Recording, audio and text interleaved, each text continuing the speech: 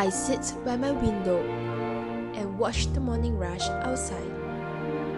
This is such a familiar scene. It seems only yesterday when we moved from downtown to Choa Chu Kang. When my parents shifted to Choa Chu Kang in 1993, they were teased by our relatives for coming to a place which lacked amenities. But who would have known that within a development of 17 years, Choa Chu Kang had become a bustling hub in the western region of Singapore. This was the place where I grew up, where I studied, where I made friends, where I breathed. This was my kindergarten. I used to walk a long path to report to school every day.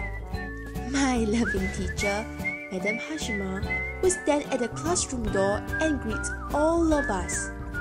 I could still remember her warm smile. This was my primary school, Southview.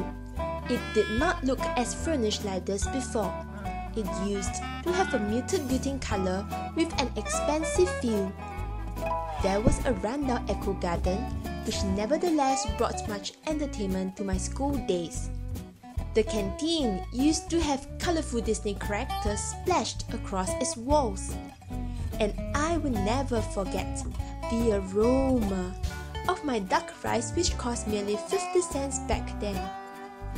This was where I made friends, where I had my first crush, and most importantly, where I learned not to neglect. This area used to be a playground where I spent my after-school hours. However, it had been demolished in an effort to beautify the void deck. This was the signature landmark of Choa Chu Kang, Lot 1 shopping mall. It used to be a small shopping mall to serve the local residents.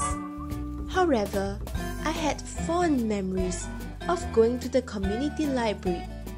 My father would bring my brother and me down every Saturday to borrow storybooks. Each trip guaranteed a fruitful load of books back home. This was my block.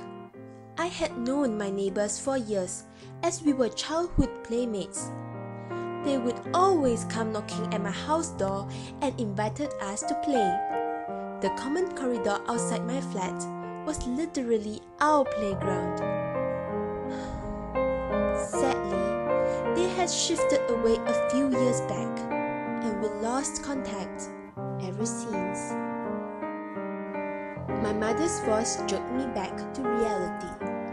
I stood up and grabbed my luggage. I would be leaving this childhood place to settle down in another area, knowing that I could not take away these precious memories with me.